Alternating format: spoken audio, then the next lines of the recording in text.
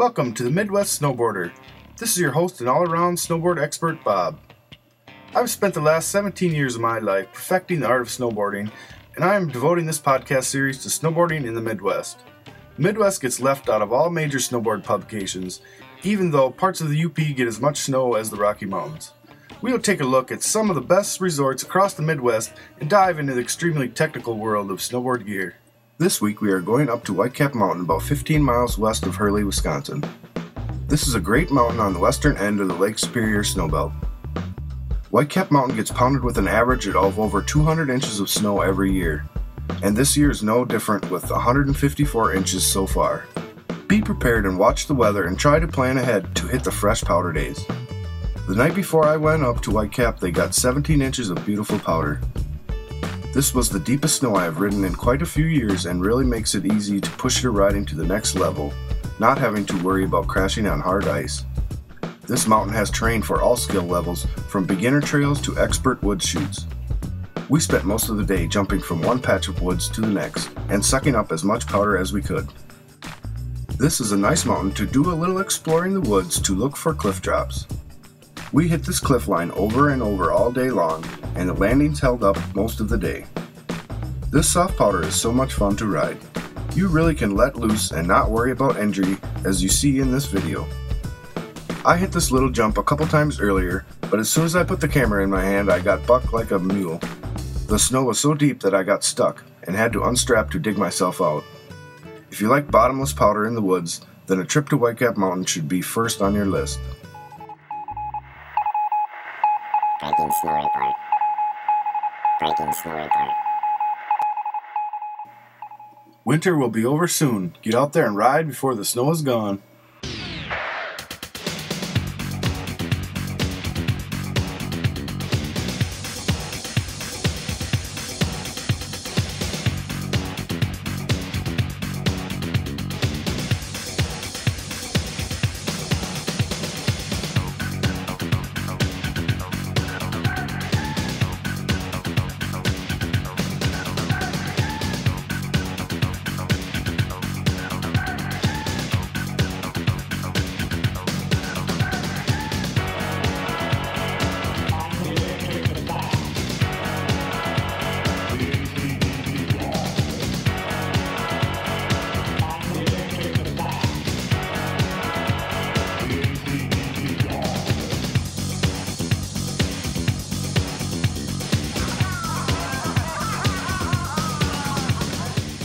Well, let's take a break and make our sponsors happy, and we'll be right back with hot topics in snowboard tech.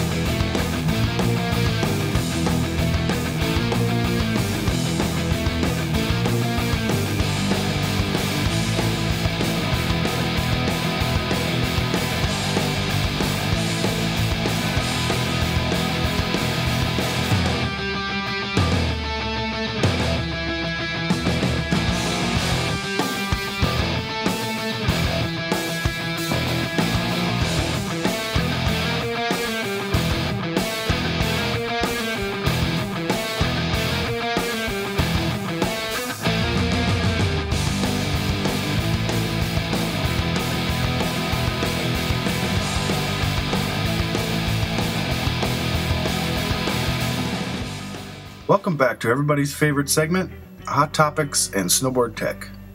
If you're a subscriber or have seen episode 2, we talked about Powerkites and how to use the power of the wind to pull yourself on land, water, or in the snow. Well, I finally got to try out my kite on the snow, and it is a blast. It was definitely a different feeling, but this is my first ride. I had no problem focusing on all the different elements of keeping the kite in the air and the board under my feet. Don't underestimate the power of the wind. As you can see, it took me and spun me like a top.